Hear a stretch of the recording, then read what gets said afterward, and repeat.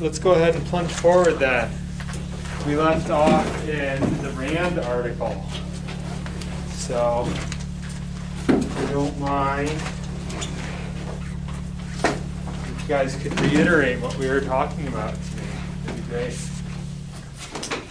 So what have we talked about so far? This is, so from last week, challenging the invisibility of sex work in digital labor politics.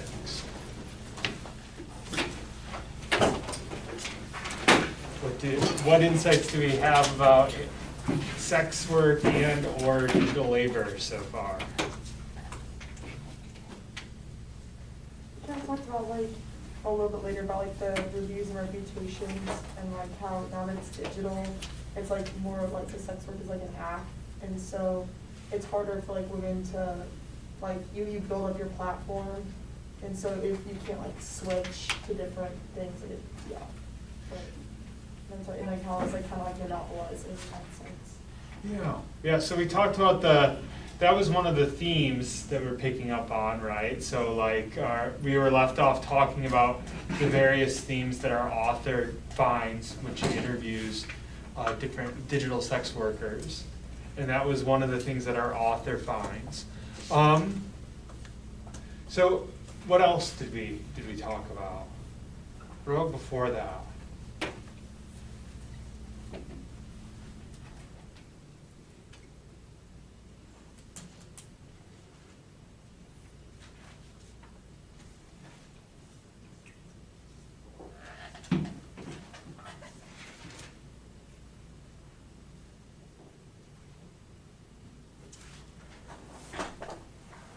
You gotta love the long silences, don't you? I don't know if this is kind of what you're getting at, but just how sex is kind of used to sell everything. So considering sex work as something separate is kind of what the author is pointing at as kind of an irony. Yeah, so one of the authors definitely comes from that sort of third wave feminist perspective of not wanting to divide out sex work from other forms of women's work, right? And particularly because women's work is often sexualized. What was there was a tension that our author had about digital sex work. Did anybody remember this from before? Well, first of all, what was the difference with digital labor? In general, like, what's the shift being talked about there? This was something we talked about last week. It's all like organized online, like the way that you get workers and like the way that you get them, the way that like everything runs is all organized online versus like in person. Yeah, so everything's organized online. What's the difference between when things are organized online versus more traditional brick and mortar sort of industries, traditional ways of providing services? You guys remember any of the examples we came up with in discussion of different types of digital labor?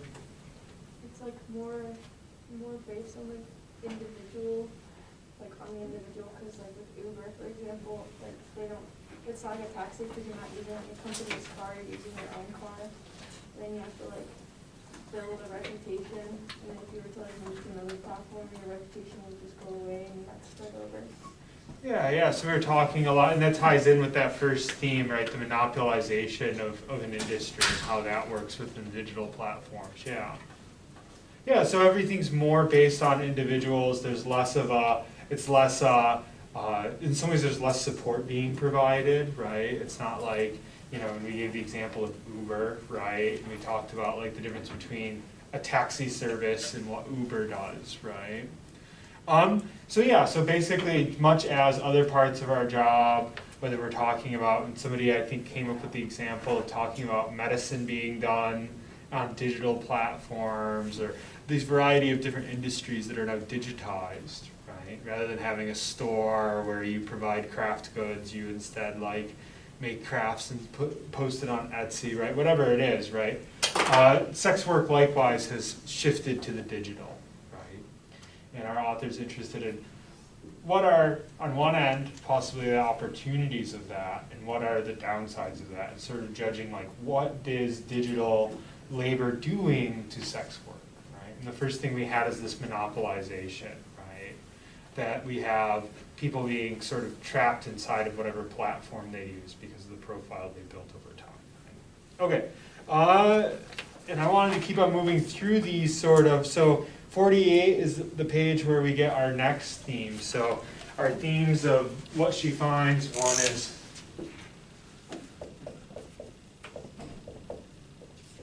monopolization, right? What else do we see here on page 48?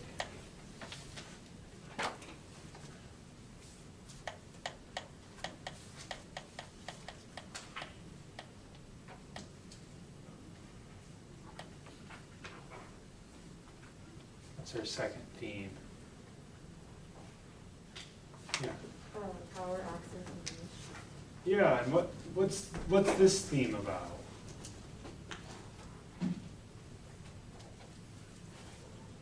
What is our author pointing out in this paragraph?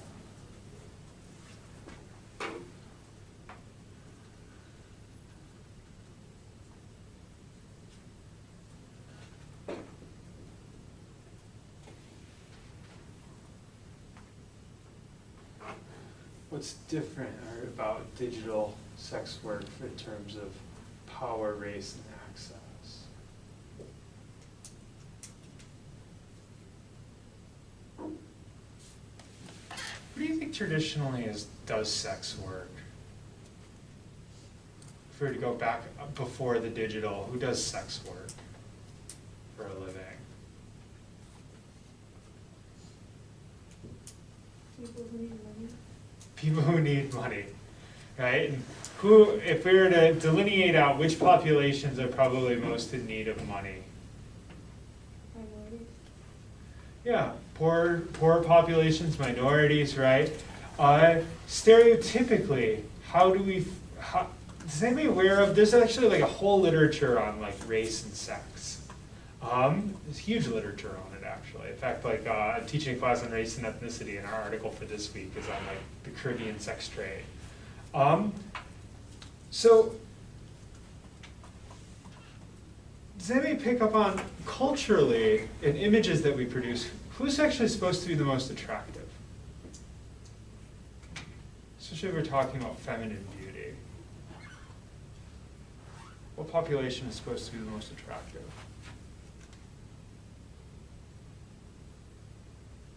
In terms of media images. Yeah. Yeah, it's essentially what happens is, particularly if we're talking about feminine beauty, like white women are often sort of held it.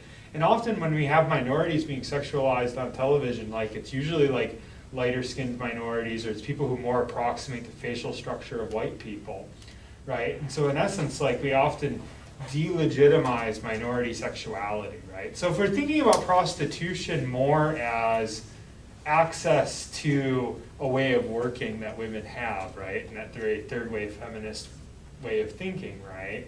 What would be a problem of expanding your choices in terms of sex workers, right? So like the digital world, like before the digital world, who do you think you bought, if you were interested in buying sex work, how do you think you found those people? What are your stereotypes just from movies or something? How would people go about finding a prostitute or something like that? Or like street corners. Yeah, which is bounded what? By immediacy, by where you live, right?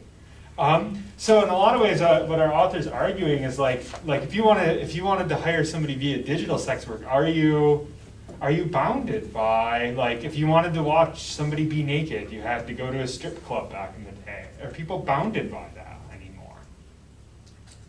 No, yeah. If you're buying like webcam services, that person could be in like Azerbaijan for all you know. Like, it doesn't really matter. Right? So like in opening up sex work, essentially like it created this sort of racial bias in who actually has access to sex work as a means of generating money. Right? So that's essentially what this theme is, right? So that theme of power, race, and access.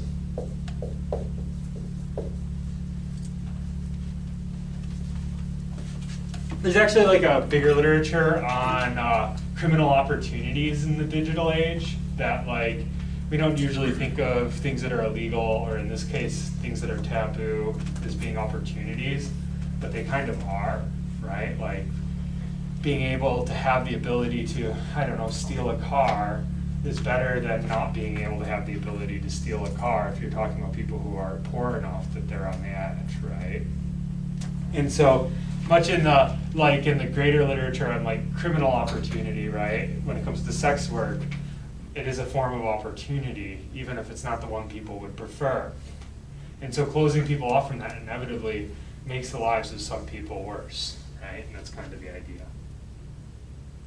Oh, I said that sentence too fast.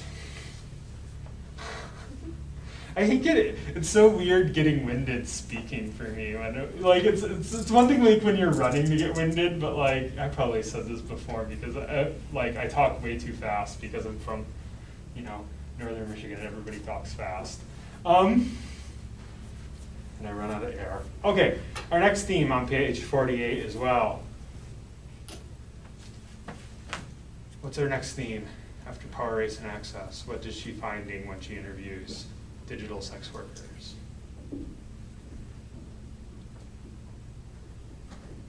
What changes?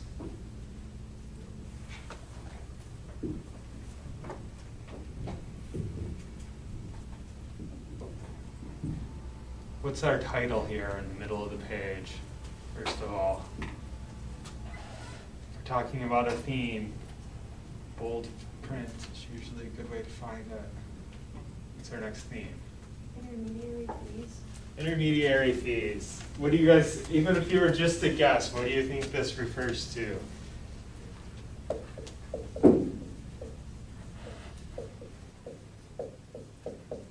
Somebody can just holler it out while I write if you want. What are the what's that? The cost of the transaction. Yeah, the cost of using the digital platform for transactions. Did anybody catch how much? Most? 30%. One person had it as high as 60%. So 60% of their sex work goes to the digital platform, right? And we've talked about this a little bit with Uber. How much is the digital platform really providing?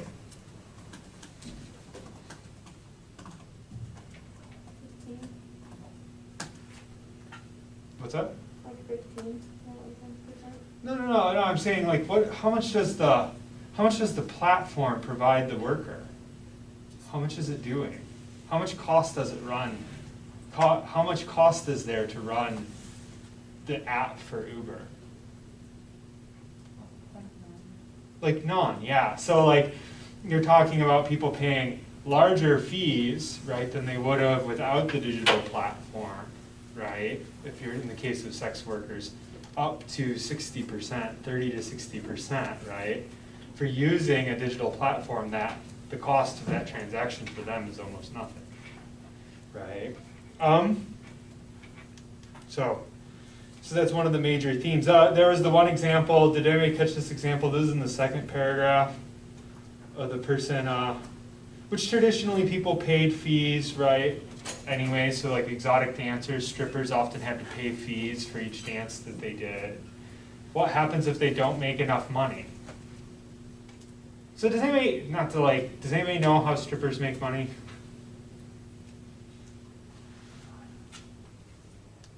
It's very similar to how waiters and waitresses make money.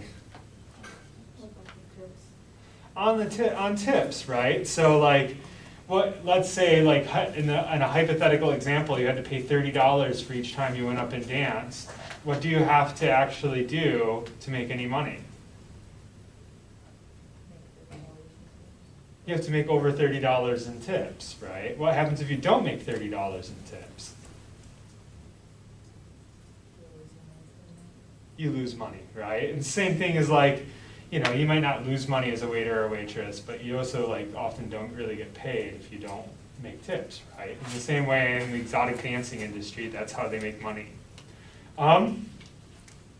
Thus, like all the stereotypes about dollar bills, right? Surrounding like jokes about stripping, on television, right? So the idea is yeah, that in the same way the digital platforms and charging, sometimes it's a percentage fee, sometimes it's a flat fee. So you can actually end up doing sex work and owing the platform money because you didn't make enough. This is probably more true of things like people who do videos, like webcasters. In this case, it's people talking about people who do phone and text sex work. So sexting and phone calls will often end up in debt to the platforms that they work in because of the high fees. Okay, next one on 49.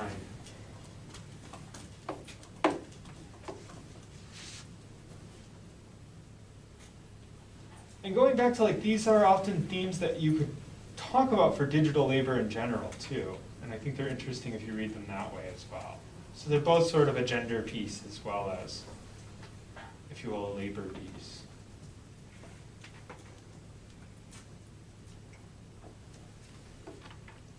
This is something that's written a lot about in terms of online labor. Anybody here have ever applied for a job where they want you to know how to use social media? This is really common. When you guys actually like leave here, there's probably a lot of, depending on what industry you're in, a lot of times they're going to want you to know how to use social media really well, especially if you're younger. And the idea is that, in essence, like you can be doing all the advertising for the company too, and then they don't have to pay an advertiser, right? So like regardless of what kind of position you have in the company, they may want you to basically be doing their marketing as well via social media. What's different about, anybody here use social media? What's different about using social media versus like going and clocking in for work? Anybody here have like just a regular, oops, sorry.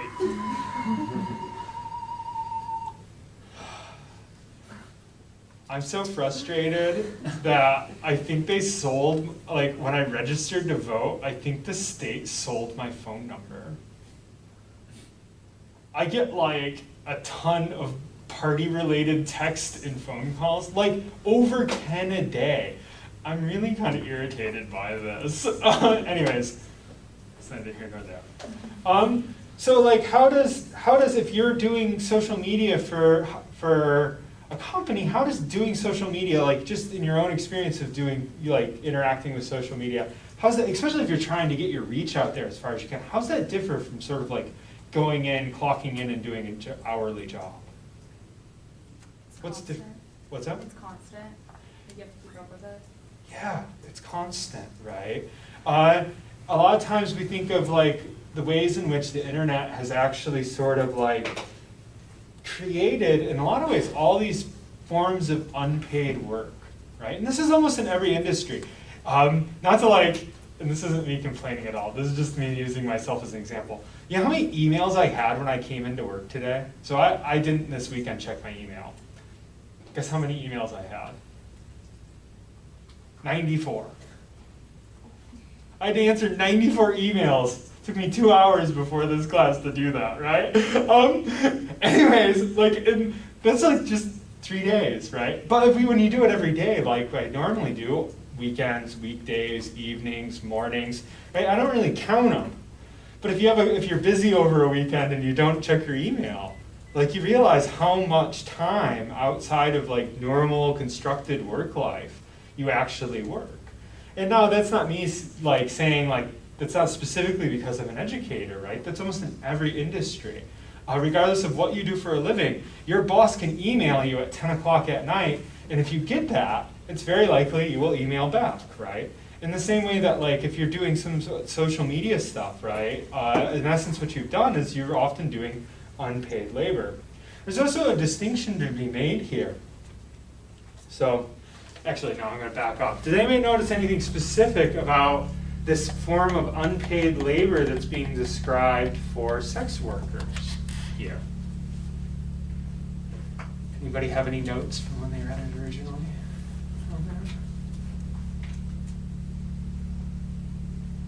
So we kind of talked about this a little bit in the profile thing. what do sex workers have to, traditionally, do sex workers have to sell their personality, their true personalities of who they are? No, no, they don't. How does digital sex work differ from that?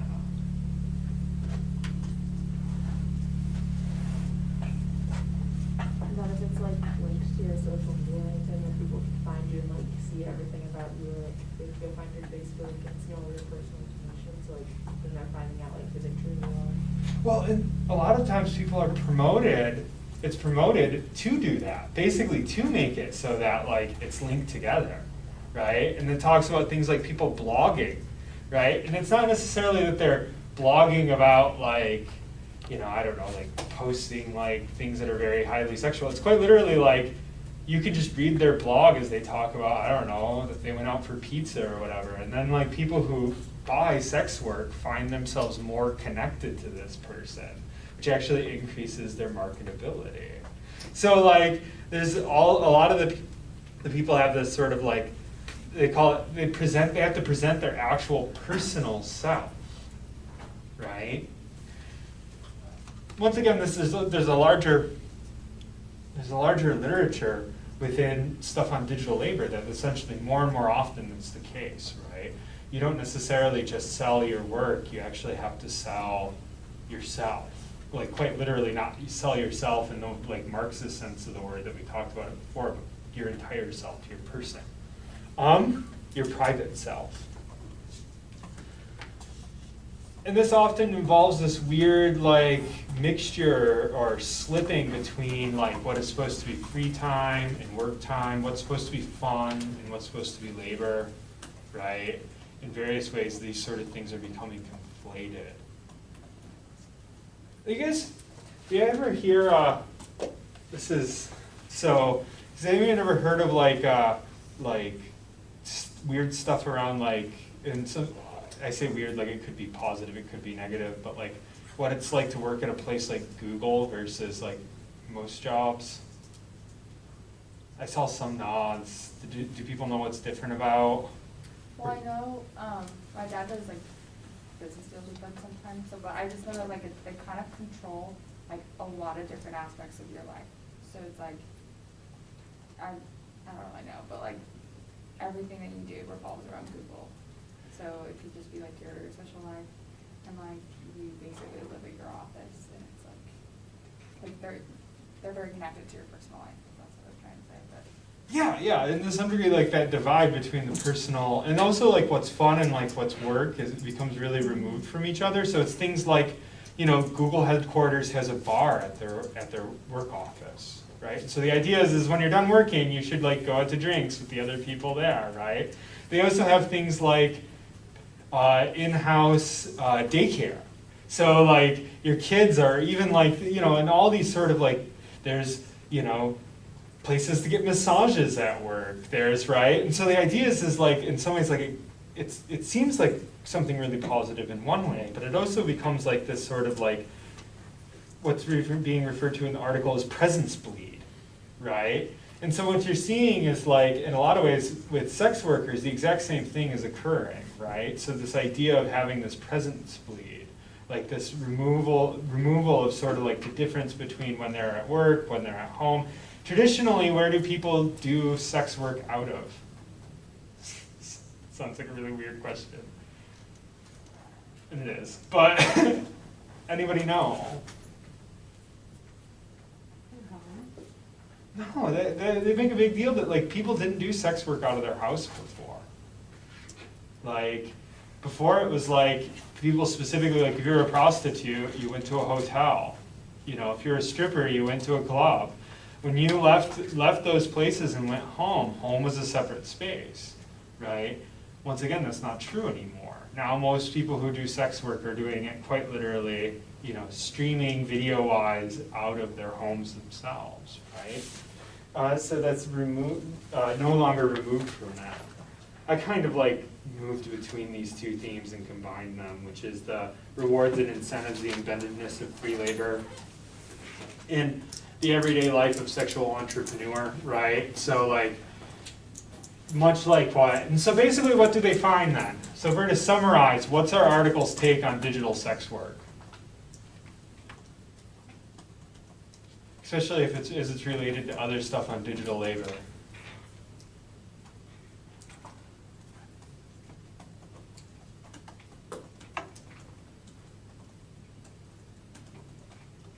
What do you think? How is our author feeling? So we already got like how our author feels about sex work. How does our author feel specifically about the changes from regular, I guess if you will, old-fashioned sex work to digital sex work?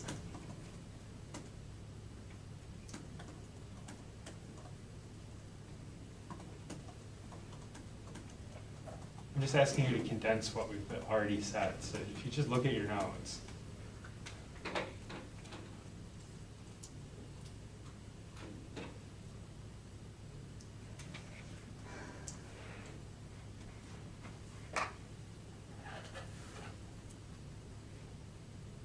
It's kind of taking away a person's like independent control of, yeah, like their life and their work. So, yeah, they just don't really have control over what they do, their work life anymore. Yeah. Anyone else want to weigh in? There seemed like the presence bleed is like diminishing like their kind of like mental health because everything's just kind of being like squished together. Yeah. So they can't really like escape, I guess, in a way. Yeah. So how's that? So there's kind of a contrast here. How do we often talk about digital labor versus the reality of digital labor, both for sex work and not for sex work?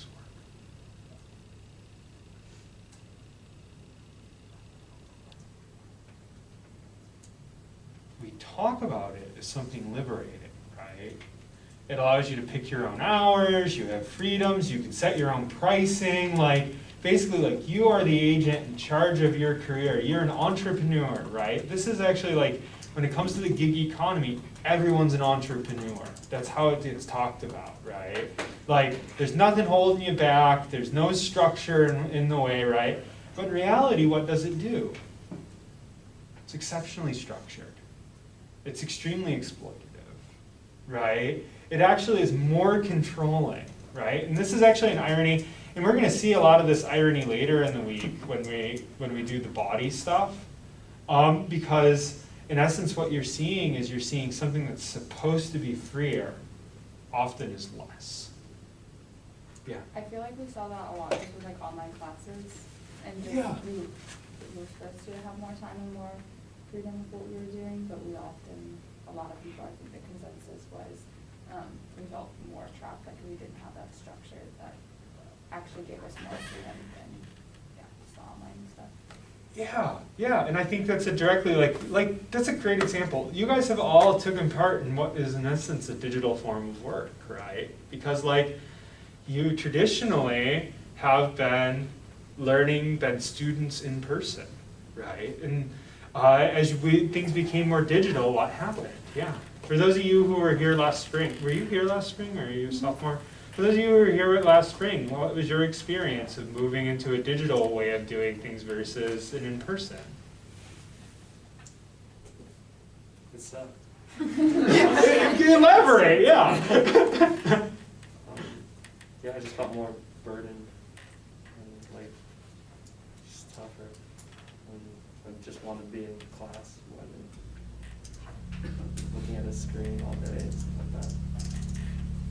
There's also like having to figure out how to do school outside of a school setting, because like I always associate home with like breaks, because that's the only time I go home. So then like having to do homework and like be in class while home was like awful. Well, and even like to some degree, like what you just described, like that's presence bleed, right? Like you're used to what happens when you go home. You're who? You're the you that hangs out with your family, right? What was it when you went home for? It was not. Yeah, you were, the divide between work and home got destroyed. I often find, like, I always found, like, a couple times I had to take online classes, it felt like I never worked and I always worked. Did people feel that? It was like, rather than sort of like, you have this concerted time that you're going to work on this paper, or this concerted time that you're going to go to class, instead what it became is this, like, I worked on it for 10 minutes, then I watched something on Netflix, then I worked on it for a half an hour, and then, you know, or like I was going between like emailing or texting with friends and like watching the videos, so that I would watch like 2 minutes of a class discussion or a lecture, and then I'd pause it. And then I would work on this, and then I'd play it again, right? And there's just this sort of weird fragmentation, right? There's a lot of studies to show that that's actually really unhealthy for people, that way of working. That actually, like, the less we bleed our lives together, the more healthy. The more healthy we are if we bracket work and leisure.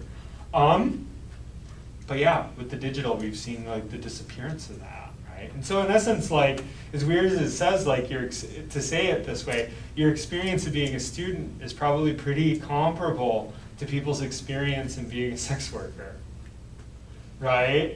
That, like, as you had to move online, right, and do your work online, it had all these weird side effects. Same thing is happening, right, for sex workers. Same thing is happening for other people within the digital labor force. And yeah, if you look at like advertisements for online colleges, that's exactly how they advertise it, exact same language, right? Like, you have the freedom to make your own schedule. No longer have to like show up in person. You could wear pajamas to work, right? Like, whatever. But the reality of that is very different. Yeah. Other thoughts people have?